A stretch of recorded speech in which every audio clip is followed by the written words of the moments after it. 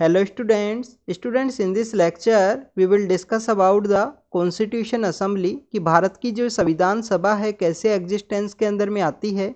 इसकी जो डिमांड है आपको समय समय पे जो हमारा फ्रीडम मूवमेंट है उसके अंदर समय समय पे अलग अलग पॉलिटिकल लीडर्स के थ्रू इसकी जो डिमांड है वो देखने के लिए मिलती है। कैसे ब्रिटिश अथॉरिटीज़ के द्वारा इंडियंस को जो कॉन्स्टिट्यूशन मेकिंग पावर है वो दी जाती है, उसका क्या जर्नी है उसके बारे में हम डिस्कस करेंगे। साथ ही हम डिस्कस करेंगे कि कॉन्स्टिट्यूशन असेंबली के क्या इंपॉर्टेंट कंपोजिशन है, टोटल नंबर ऑफ सीट कितनी है कॉन्स्टिट्यूशन असेंबली के अंदर में। अगर टोटल नंबर ऑफ सीट 389 है तो इसके अंदर से कितनी सीट हैं जो प्रिंसली स्टेट्स को अलोकेट की गई हैं, कितनी ऐसी सीट्स हैं जो बेसिकली यहाँ पे वुमेन्स के द्वारा सिक्योर की गई, कौन कौन सी ऐसी इंपॉर्टेंट वुमेन हैं जो बेसिकली इस कॉन्स्टिट्यूशन असेंबली का पार्ट हैं, उन सभी के बारे में हम यहाँ पे डिस्कस करेंगे। साथ ही आपको यहाँ पे ये भी पता होना चाहिए स्टूडेंट्स कि 4 ऐसी सीट हैं जो बेसिकली चीफ कमिश्नर प्रोविंस को यहाँ पे अलोकेट की गई थी। तो वो 4 कौन सी ऐसी सीट हैं जो चीफ कमिश्नर प्रोविंस है उनको अलोकेट की गई। तो सबसे पहले हम इस कॉन्स्टिट्यूशन असेंबली का जो जर्नी है उसको अगर हम रीड करें, उसको अगर हम अंडरस्टैंड करें, उससे पहले आपको पता होना चाहिए स्टूडेंट्स की प्रीवियस लेक्चर्स के अंदर हमने जो पॉलिटिकल डेवलपमेंट है, जो इंडिया का जो पॉलिटिकल डेवलपमेंट है उसके बारे में हमने रीड किया है। डिफरेंट जो कानून है उनके थ्रू में आप देखें कि 1773 के समय जो पहला रेगुलेटिंग एक्ट है वो आया गया और इन सभी एक्ट के थ्रू कुछ ना कुछ इंडिया के अंदर जो पॉलिटिकल डेवलपमेंट है, वो जो पॉलिटी का जो डेवलपमेंट है वो आपको देखने के लिए मिलता है। क्योंकि इंडिया के अंदर पहले जो राजाशाही हुआ करती थी, किंगशिप कॉन्सेप्ट आपको देखने के लिए मिलता है। 1857 का जो रिवोल्ट है उस तक किंगशिप आपको काफ़ी पॉपुलर देखने के लिए मिलेगा। उन्हीं में से कुछ जो राजा लोग हैं वो यहाँ पे जो रिवोल्ट है वो करेंगे अपने एम्पायर को रीगेन करने के लिए। और आप देखिए कि 1857 के द्वारा जो कंपनी का जो रूल है उसको अबोलिश करते हुए ब्रिटिश क्राउन के द्वारा जो रूल है वो वहाँ पे किया जाएगा। 1858 का जो एक्ट है जिसको कि गुड गवर्नेंस एक्ट के रूप से भी बताया गया है। 1858 से लेकर 1947 के समय तक इंडियन इंडिपेंडेंस एक्ट तक अलग अलग जो कानून हैं वो आते हैं, अलग अलग जो एडमिनिस्ट्रेशन कॉन्सेप्ट है वो इंडिया के अंदर अडोप्ट किए जाते हैं। और उसी की वजह से आप देखें कि यहाँ पे हमारा एक कानून है 1935 का जो गवर्नमेंट ऑफ इंडिया एक्ट है। 1935 का जो गवर्नमेंट ऑफ इंडिया एक्ट है उसका इन्फ्लुएंस इस कॉन्स्टिट्यूशन असेंबली के ऊपर देखने के लिए मिलता है। मैक्सिमम जो प्रोविजंस है वो यहाँ पे कॉन्स्टिट्यूशन असेंबली के द्वारा अडोप्ट किए गए, जो किसके द्वारा, गवर्नमेंट ऑफ इंडिया एक्ट 1935 के द्वारा बताए गए थे। अगर हम कॉन्स्टिट्यूशन असेंबली के बारे में बात करें तो 2 ईयर 11 मंथ और हमारा 18 डेज का जो समय है, जो 18 डेज का जो समय है उसी दिनों के, इतने ही दिनों के अंदर में हमारा जो कॉन्स्टिट्यूशन है उसको फ्रेम किया गया। और आप देखिए कि उस कॉन्स्टिट्यूशन को फ्रेम करने के बाद में आज आपको समय समय पे जो अमेंडमेंट है वो देखने के लिए मिलते हैं उस कॉन्स्टिट्यूशन के अंदर में। बट हमारा कॉन्स्टिट्यूशन है कभी भी उसको रिप्लेस नहीं किया गया। वो कॉन्स्टिट्यूशन इस तरीके से बनाया गया था सभी लोगों के लिए। जो डिटेल प्रोविजन है, एलोबरेट वे में जो डिटेल प्रोविजन है वो आपको इस कॉन्स्टिट्यूशन के अंदर में देखने के लिए मिलते हैं इंडिया के कॉन्स्टिट्यूशन में। अगर हम कॉन्स्टिट्यूशन असेंबली की डिमांड की बात करें, कॉन्स्टिट्यूशन असेंबली के जो डिमांड है उसके बारे में बात करें तो 1934 के समय एक पॉलिटिकल लीडर हुआ करते थे, कम्युनिस्ट लीडर हैं, एम.एन. रॉय नाम का इनका नाम है।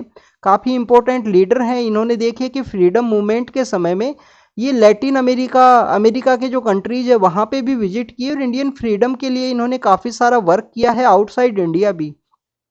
तो एम.एन. रॉय नाम के जो पर्सन है उनके द्वारा पहली बार 1934 के अंदर में जो कम्युनिस्ट मूवमेंट के एक पायोनियर लीडर हुआ करते थे, जिनके द्वारा पहली बार जो कॉन्स्टिट्यूशन असेंबली है उसके जो बनाने की जो डिमांड है वो यहाँ पे प्रपोज की गई थी कि इंडिया को आप यहाँ पे कम्प्लीटली जो कॉन्स्टिट्यूशन असेंबली को यहाँ पे इस्टेब्लिशमेंट कीजिए, जिससे कि यहाँ का जो कॉन्स्टिट्यूशन है यहाँ के लोगों के द्वारा बनाया जाए।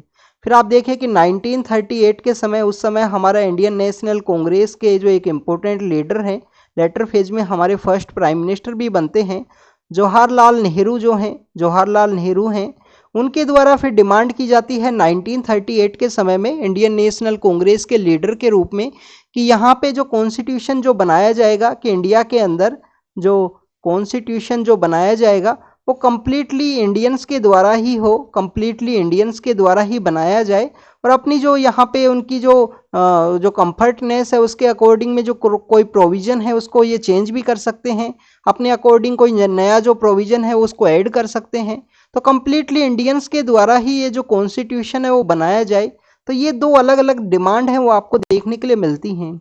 इसके अलावा स्टूडेंट देखिए कि जो नेहरू रिपोर्ट है उसके अंदर भी समहाउ इनडायरेक्टली वे में जो डिमांड है वो की गई थी 1928 के समय में। और 1929 के अंदर में एक हमारा हुआ था, 1929 के अंदर में इन दोनों प्रोविजंस से पहले का जो बैकग्राउंड का जो डेवलपमेंट है, तो 1929 के अंदर हमारा जो सेशन होता है कांग्रेस का लाहौर के अंदर में, और लाहौर के उस सेशन के अंदर में एक डिमांड की गई थी कि हमको क्या अचीव करना है, हमको अचीव करना है पूर्ण स्वराज। पूर्ण स्वराज मीन्स कंप्लीटली जो इंडिपेंडेंस है उसको हमें अचीव करना है। हमारा यहाँ पे जो डोमिनियन का जो स्टेटस है वो नहीं होना चाहिए। हमको यहाँ पे जो कंप्लीटली जो हमको यहाँ पे कंप्लीट जो इंडिपेंडेंस है, कंप्लीट जो इंडिपेंडेंस है वो चाहिए यहाँ पे। That is the demand of Indian national Congress at the Lahore session of 1929। उसको हेड किसने किया था? जवाहरलाल नेहरू के द्वारा उस सेशन को हेड किया गया था। तो स्टूडेंट्स ये पूर्ण स्वराज की डिमांड है, जो कंप्लीट इंडिपेंडेंस की जो डिमांड है वो आपको देखने के लिए मिलती है।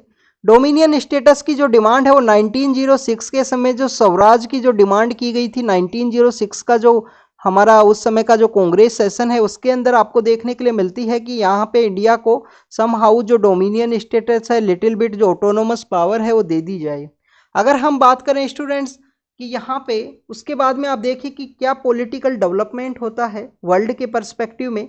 आप देखिए कि 1939 को हम रीड करते हैं, 1939 को जब भी हम रीड करते हैं तो आपको देखने के लिए मिलता है कि जो 1 सितंबर का जो दिन है, 1 सितंबर का जो दिन है, उस दिन जर्मनी के द्वारा, जो जर्मनी हुआ करता था, हिटलर का जो जर्मनी है उसके द्वारा किसके ऊपर अटैक कर दिया गया? जर्मनी के द्वारा पोलैंड के ऊपर अटैक कर दिया गया। और पोलैंड के ऊपर अटैक करने के साथ ही वर्ल्ड वॉर सेकंड है वो स्टार्ट हुआ। वर्ल्ड वॉर सेकंड का स्टार्ट होने के साथ ही यहाँ पे जो अलाइड पावर्स बने थे, उन अलाइड पावर्स के द्वारा यहाँ पे अपने जो कॉलोनी है उनके द्वारा जो रिप्रेजेंटेशन है या उनके द्वारा पार्टिसिपेट करने की बात किया गया कि आप ही वर्ल्ड वॉर सेकंड के अंदर पार्टिसिपेट कीजिए अलाइड पावर्स के थ्रू में। तो यहाँ पे इंडिया का बेसिकली डिमांड ये था कि उस 1939 के समय जब ब्रिटिश अथॉरिटीज़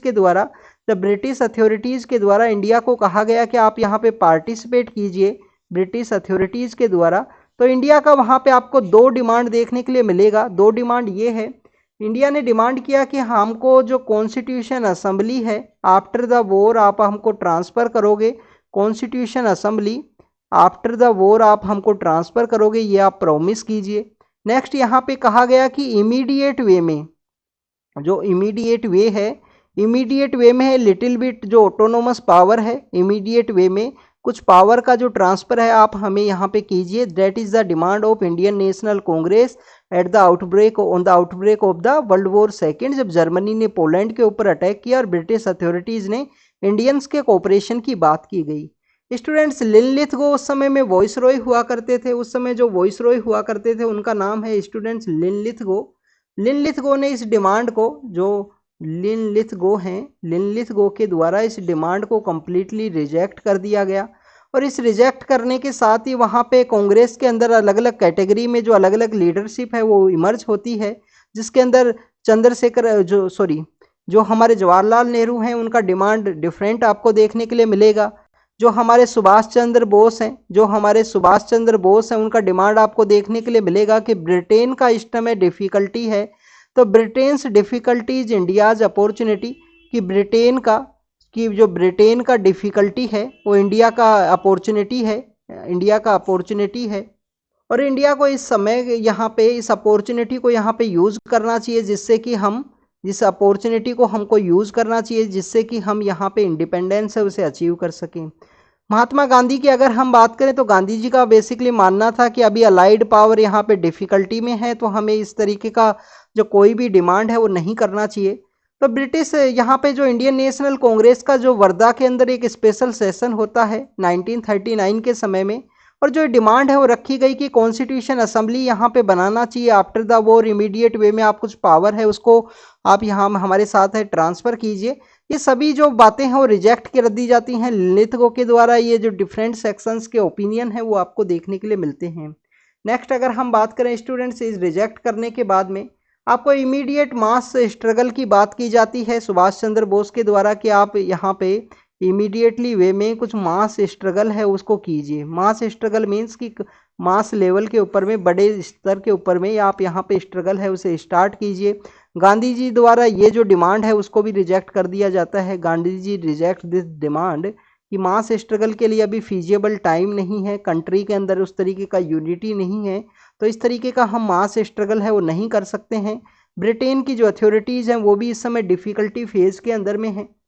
उसी समय में आपको देखने के लिए मिलेगा कि जो मुस्लिम लीग है उनके द्वारा पाकिस्तान का जो रिजोल्यूशन है, मुस्लिम लीग के द्वारा 1940 के समय पाकिस्तान रिजोल्यूशन है वो पास कर दिया जाता है।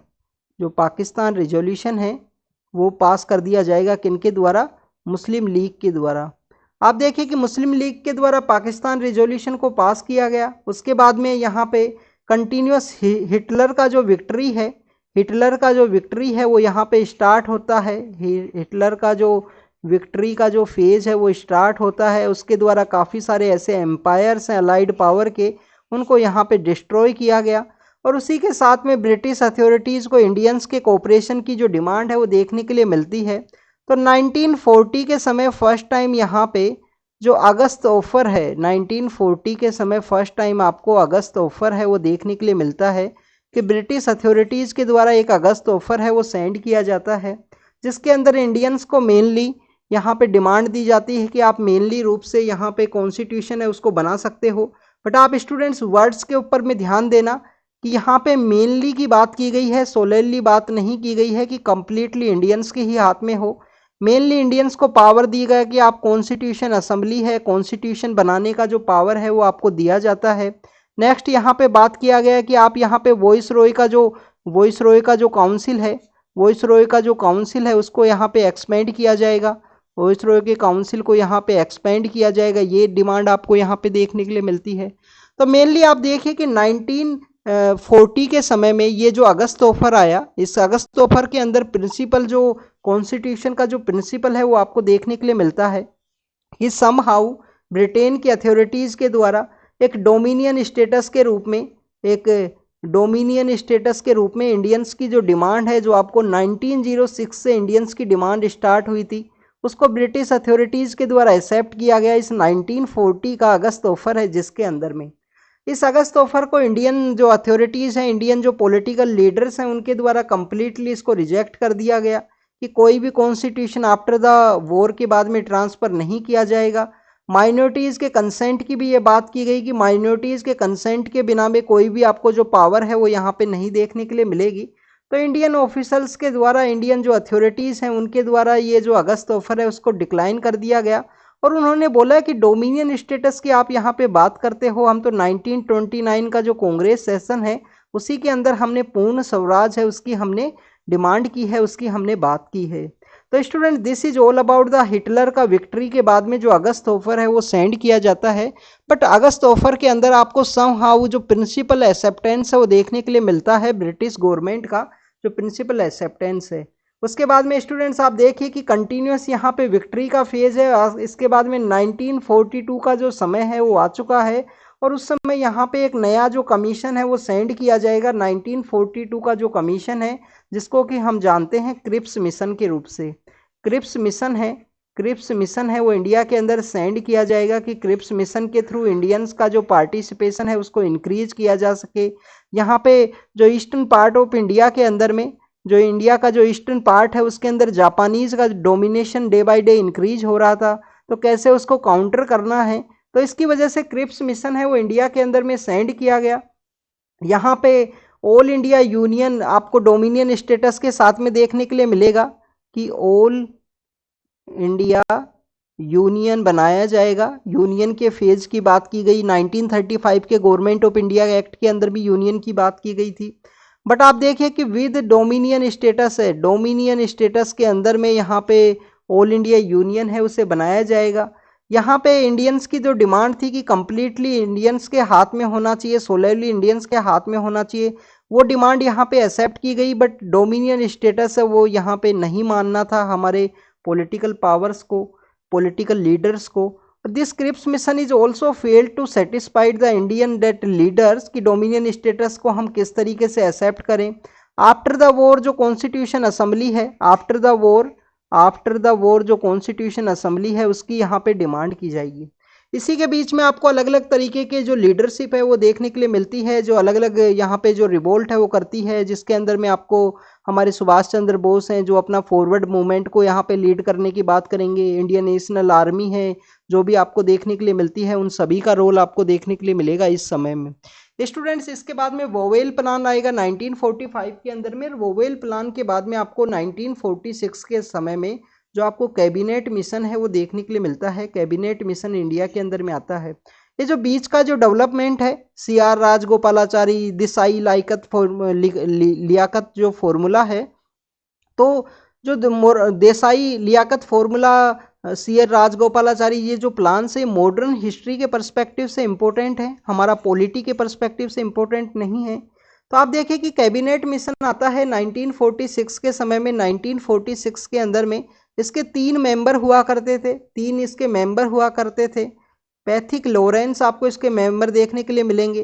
पैथिक जो लॉरेंस हैं वो इसके मेंबर हुआ करते थे। स्टैफोर्ड जो क्रिप्स हैं वो इसके मेंबर हुआ करते थे, स्टैफोर्ड क्रिप्स हैं। और एवी अलेक्जेंडर आपको देखने के लिए मिलेंगे कि एवी अलेक्जेंडर हैं वो इसके मेंबर हैं। तो ये 3 इसके इम्पोर्टेंट मेंबर हुआ करते थे, जिनके द्वारा यहाँ पे इंडिया में जो कॉन्स्टिट्यूशन असेंबली है उसकी जो डिमांड है जिसको यहाँ पे माना गया। तो स्टूडेंट्स जो क्रिप्स का जो प्रपोजल था कि मुस्लिम लीग की जो डिमांड है 2 ऑटोनोमस स्टेटस की, जिसके बाद में ये जो कैबिनेट मिशन है जिस डिमांड को, मुस्लिम लीग की जो डिमांड थी कि 2 अलग अलग ऑटोनोमस स्टेटस होने चाहिए, उस डिमांड को क्रिप्स मिशन के द्वारा रिजेक्ट कर दिया गया था कि 2 ऑटोनोमस यहाँ पे 2 ऑटोनोमस नहीं होंगे, कंप्लीटली इसी के थ्रू जो डिमांड है वो मानी जाएगी, कैबिनेट मिशन के थ्रू ही। फाइनली जो कैबिनेट मिशन इंडिया के अंदर सेंड किया गया 3 की लीडरशिप के अंदर में, इसी के द्वारा जो कॉन्स्टिट्यूशन असेंबली है उसकी जो डिमांड है वो रखी गई। और इसको मोर और लेस जो Muslim League, Indian national Congress and Muslim League more और लेस सेटिस्फाइड होते हुए इसकी जो डिमांड है वो उनके द्वारा मान ली गई। तो ये बेसिकली एक जर्नी है जो आपको देखने के लिए मिलेगी। 1940 का जो अगस्त ऑफर है, उसके बाद में क्रिप्स मिशन है, और उसके बाद में बीच में काफ़ी सारा जो अलग अलग डेवलपमेंट है जो हिस्ट्री के पर्सपेक्टिव से हम डिस्कस करेंगे। यहाँ पे हम कैबिनेट मिशन 1946 का, जिसके थ्रू वावेल प्लान के बाद में जो कैबिनेट मिशन आया जिसके थ्रू सभी जो डिमांड है वो मान ली गई। अब हम बात करेंगे कि हमारा जो कॉन्स्टिट्यूशन असेंबली है उसके क्या कंपोजिशन हुआ करते थे। तो बेसिकली हम यहाँ पे कंपोजिशंस के बारे में बात करेंगे कि कॉन्स्टिट्यूशन असेंबली के क्या क्या इंपॉर्टेंट कंपोजिशंस हैं। स्टूडेंट्स 1946 के समय हमारी जो कॉन्स्टिट्यूशन असेंबली है, नवंबर 1946 के समय ये कॉन्स्टिट्यूट होती है, कॉन्स्टिट्यूशन असेंबली। इसके द्वारा जो कैबिनेट मिशन के अंदर जो प्लान रखा गया था, कैबिनेट मिशन के थ्रू जो भी प्लान था उसके थ्रू इसको यहाँ पे एग्जिस्टेंस के अंदर में लाया गया। कुछ हम इसके अगर हम स्कीम्स के बारे में बात करें तो टोटल आपको जो मेंबरशिप है, टोटल मेंबरशिप के बारे में आपको पता होना चाहिए। टोटल मेंबर्स जो यहाँ पे सजेस्ट किए गए थे कैबिनेट मिशन के द्वारा वो है 389 टोटल मेंबर्स हैं। 389 टोटल मेंबर्स के अंदर में अगर हम बात करें कि जो 296 सीट हैं, 296 जो सीट हैं वो किसको दी गई हैं, ब्रिटिश इंडिया को। 296 सीट किसको दी गई हैं, ब्रिटिश इंडिया, जो कम्प्लीटली ब्रिटिश के अंडर में हुआ करता था उसको ये सीट दी गई है। इसके अंदर में से आप देखिए कि 292 तो कम्प्लीटली ब्रिटिश इंडिया का जो यहाँ पे जो अलग अलग एरियाज हैं उसको दी गई है 292 सीट। तो और इसके अंदर में आपको जो 4 सीट हैं, 4 सीट आपको देखने के लिए मिलेंगी जो चीफ कमिश्नर प्रोविंस हैं। जो 4 सीट हैं वो आपको देखने के लिए मिलेंगी चीफ जो कमिश्नर प्रोविंस है उनको दी गई है। अब ये चीफ कमिश्नर प्रोविंस कौन कौन से हुआ करते थे। एक स्टूडेंट्स कुर्ग हुआ करता था, कुर्ग नाम का जो एरिया है वो इसका एक चीफ कमिश्नर का पार्ट हुआ करता था। दिल्ली उसके अंदर है, कुर्ग है, दिल्ली है, अजमेर है, राजस्थान के अंदर अजमेर जो मारवाड़ का जो रीजन है वो है, और ब्रिटिश बलूचिस्तान है, ब्रिटिश बलूचिस्तान इसका पार्ट है। तो ये 4 ऐसे चीफ कमिश्नर प्रोविंस है। 292 प्लस में 4 296 टोटल सीट हैं जो ब्रिटिश इंडिया को दी गई हैं। और 93 सीट जो आपको यहाँ पे जो 93 सीट है वो आपको देखने के लिए मिलेंगी कि कुछ प्रिंसली स्टेट्स जो रूल किया करते थे, उनको ये जो सीट हैं वो अलोकेट की गई हैं। हर एक प्रोविंस और प्रिंसली स्टेट्स के अंदर में आपको यहाँ पे जो सीट्स का जो प्रोपोर्शन है वो देखने के लिए मिलता है। सीट्स को इक्वली यहाँ पे प्रोपोर्शन किया गया। तो जो अगर हम बात करें प्रोपोर्शन ऑफ सीट की अगर हम बात करें तो 1 मिलियन का पॉपुलेशन है उसके बेसिस के ऊपर में एक सीट है उसका अलॉटमेंट किया गया। ये आपको ब्रिटिश इंडिया एंड अगर हम बात करें प्रिंसली स्टेट्स में आपको कॉमन देखने के लिए मिलता है। इसके अलावा स्टूडेंट्स की जो सीट्स जो अलोकेट की गई जो ब्रिटिश प्रोविंस हैं उनमें यहाँ पे जो कम्प्लीटली डिवाइड आपको देखने के लिए मिलेगा सीट्स का। और 3 आपको यहाँ पे कैटेगरी की सीट्स हैं। 3 कैटेगरी का जो सीट्स है वो यहाँ पे अलोकेट की गई कि कुछ सीट्स यहाँ पे मुस्लिम्स को अलोकेट हैं, कुछ सीट्स यहाँ पे मुस्लिम्स को अलोकेट हैं। सेपरेट इलेक्टोरेट का कॉन्सेप्ट स्टूडेंट्स, कुछ सीट्स यहाँ पे जो सिख्स हैं उनको अलोकेट हैं। और रेस्ट सीट इन दोनों के अलावा जो यहाँ पे जनरल सीट हैं वो रखी गई हैं। तो इस तरीके से टोटल 389 सीट हैं ये यहाँ पे डिवाइड है। इस तरीके से 3 कैटेगरी में डिवाइड किया गया है। एक सीट का जो प्रोपोर्शन है आपको 1 मिलियन के आसपास आपको देखने के लिए मिलेगा। और इस तरीके से यहाँ पे कोशिश किया गया कि सभी जो इंक्लूसिव आपको जो कॉन्स्टिट्यूशन हमारा असेंबली है वो बेसिकली आपको एक इंक्लूसिव बॉडी के रूप में देखने के लिए मिलेगा कि शेड्यूल कास्ट, शेड्यूल ट्राइब, जो हमारी ट्राइबल कम्युनिटी हैं, जो हमारी वुमेन्स हैं, इन सभी कम्युनिटीज़ को, ऑल कम्युनिटीज़ को इक्वल रिप्रेजेंटेशन है। ऑल जो कम्युनिटीज़ हैं उनको इक्वल रिप्रेजेंटेशन है वो दिया जा सके, उनका जो रिप्रेजेंटेशन है इस कॉन्स्टिट्यूशन असेंबली के अंदर किया जा सके। स्टूडेंट्स अगर हम बात करें कि जो रिप्रेजेंटेशन है प्रिंसली स्टेट्स का, उनके जो प्रिंसली स्टेट्स के जो हेड हुआ करते थे, जो 93 सीट हैं जो प्रिंसली स्टेट्स को दी गई हैं, उनके हेड ने अपने आप को यहाँ पे नॉमिनेट किया था कॉन्स्टिट्यूशन असेंबली के पार्ट के रूप में। तो अगर हम ओवरऑल यहाँ पे बात करें कि क्या हमारी जो कॉन्स्टिट्यूशन असेंबली है वो कम्प्लीटली क्या ये एक इलेक्टेड बॉडी है, तो स्टूडेंट्स कॉन्स्टिट्यूशन असेंबली आपको यहाँ पे देखने के लिए मिलेगी कि कॉन्स्टिट्यूशन असेंबली पार्सली यहाँ पे इलेक्टेड है और पार्सली ही आपको यहाँ पे नॉमिनेटेड देखने के लिए मिलती है। पार्सली इलेक्टेड है, पार्सली नॉमिनेटेड है। जहाँ पे इलेक्शन का जो प्रोसेस हुआ वो भी यहाँ पे जो लिमिटेड फ्रेंचाइजी है वो आपको देखने के लिए मिलेगी कि सभी लोगों को जो फ्रेंचाइजी है, सभी लोगों को जो वोटिंग का राइट का अधिकार है वो नहीं दिया गया था। तो लिमिटेड फ्रेंचाइजी के साथ में इनडायरेक्ट वे में यहाँ पे इलेक्शंस होंगे प्रोविंशियल जो असेंबलीज हैं उनके अंदर में, और लिमिटेड फ्रेंचाइजी के रूप में वहाँ पे इन लोगों को इलेक्ट किया जाएगा।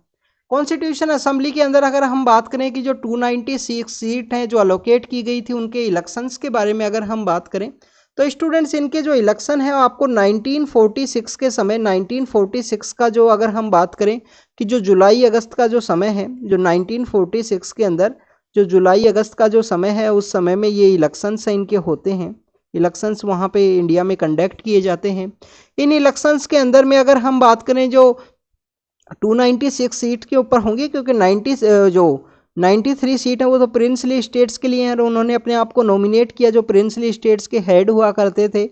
इन 296 सीट्स के अंदर में 208 सीट हैं वो इंडियन नेशनल कांग्रेस ने सिक्योर की, 208 सीट इंडियन नेशनल कांग्रेस के द्वारा सिक्योर की गई। 73 सीट्स हैं जो मुस्लिम लीग के द्वारा सिक्योर की गई हैं, 73 सीट मुस्लिम लीग के द्वारा सिक्योर की गई। और 15 सीट आपको डिफरेंट जो पॉलिटिकल रिप्रेजेंटेशन है उसके द्वारा आपको देखने के लिए मिलती हैं। बट आप देखें कि जिन 93 सीट्स के ऊपर में जो प्रिंसली स्टेट्स हैं, जो अलग अलग जो राजा लोग हुआ करते थे, जो प्रिंसली स्टेट जो आपको राजस्थान के अंदर में काफ़ी देखने के लिए मिलेंगे, काफ़ी सारे एरियाज़ के अंदर में अलग अलग जो राजा हुआ करते थे, वो प्रिंसली स्टेट्स बेसिकली स्टूडेंट्स यहाँ पे पार्टिसिपेट नहीं करते हैं कॉन्स्टिट्यूशन असेंबली के अंदर, वो पार्टिसिपेट नहीं करते हैं। तो कॉन्स्टिट्यूशन असेंबली की अगर हम बात करें ना तो ये डायरेक्टली इलेक्टेड हुआ करती थी, पीपल ऑफ इंडिया के द्वारा डायरेक्टली इलेक्टेड नहीं किया गया था इसको एडल्ट फ्रेंचाइजी के बेसिस पे। इसके अलावा इस हमारी जो कॉन्स्टिट्यूशन असेंबली है इसके अंदर आपको इक्वल रिप्रेजेंटेशन देखने के लिए मिलेगा। इंक्लूसिव फॉर्म आपको यहाँ पे देखने के लिए मिलती है कि जो सभी हमारे यहाँ पे जो कम्युनिटीज़ हैं, ऑल जो कम्युनिटीज़ हैं उनका यहाँ पे इक्वल रिप्रेजेंटेशन है। ऑल कम्युनिटीज़ हैं, चाहे सिख हो, चाहे मुस्लिम हो, चाहे एंग्लो इंडियन हो, पारसी हो, शेड्यूल कास्ट हो, शेड्यूल ट्राइब हो, सभी जो इम्पोर्टेंट पर्सनैलिटीज़ हैं उसका पार्ट है। इसके अंदर एक आपको एक्सेप्शन देखने के लिए मिलता है इस कॉन्स्टिट्यूशन असेंबली के अंदर में कि हमारे जो गांधी हैं, हमारे जो मोहनदास करमचंद गांधी हैं, गांधी इस असेंबली का कभी भी पार्ट नहीं बने थे। गांधी जी के द्वारा जो कॉन्स्टिट्यूशन असेंबली है उसका पार्ट वो नहीं बनते हैं। उस समय की जितनी भी हमारी जो पॉलिटिकल लीडरशिप है वो आपको देखने के लिए मिलती है इस कॉन्स्टिट्यूशन असेंबली के अंदर में। अब आपके लिए एक यहाँ पे होमवर्क है, पिछले 1-2 ईयर में काफ़ी बार एडिटोरियल्स लिखे गए हैं इस टॉपिक के ऊपर में कि कौन कौन ऐसी जो वुमेन हैं, कौन कौन सी जो महिलाएं हैं, कौन कौन सी जो वुमेन्स हैं जो बेसिकली इस कॉन्स्टिट्यूशन असेंबली का पार्ट हुआ करती थी। क्योंकि हमने जो 1947 का इंडियन इंडिपेंडेंस एक्ट को जब रीड किया था तो हमने उस समय जो इंटरिम गवर्नमेंट है उसके बारे में डिस्कस किया था कि इंतरिम गवर्नमेंट के बाद में आप देखिए कि जो राजकुमारी अमृत कौर हैं जिनको हेल्थ का डिपार्टमेंट है वो दिया गया था, तो फर्स्ट महिला हैं जो हमारे कैबिनेट के अंदर हुआ करती थी, राजकुमारी अमृत कौर हैं। इस कॉन्स्टिट्यूशन असेंबली का जो कंपोजिशन है वो लेटर फेज में चेंज होगा जैसे ही इंडियन इंडिपेंडेंस एक्ट आएगा। जैसे ही इंडियन इंडिपेंडेंस एक्ट आएगा, जैसे ही इंडियन इंडिपेंडेंस एक्ट एग्जिस्टेंस के अंदर आएगा 1947 का, इस कॉन्स्टिट्यूशन असेंबली का जो कंपोजिशन है वो चेंज होगा क्योंकि पाकिस्तान के जो लोग हैं, मुस्लिम लीग के जो लोग हैं वो पाकिस्तान के लिए चले जाएंगे। और उसके बाद में आपको जो अलग तरीके से जो कॉन्स्टिट्यूशन असेंबली है वो देखने के लिए मिलती है, तो उसके बारे में हम नेक्स्ट लेक्चर के अंदर डिस्कस करेंगे कि कॉन्स्टिट्यूशन का जो वर्किंग प्रोसेस है वो क्या है, पहली मीटिंग इसकी कब होती है, जो 9 दिसंबर का जो दिन है, 9 दिसंबर 1946 को इसकी मीटिंग होती है। इसके बाद में आप देखिए कि जो 26 नवंबर है 1949 के अंदर ये कॉन्स्टिट्यूशन असेंबली है वो यहाँ पे अपना जो कॉन्स्टिट्यूशन है उसको अडोप्ट करती है। और उसके बाद में देखिए कि 26 जनवरी 1950 को हमारा जो देश है वो रिपब्लिक डे हम सेलिब्रेट करते हैं।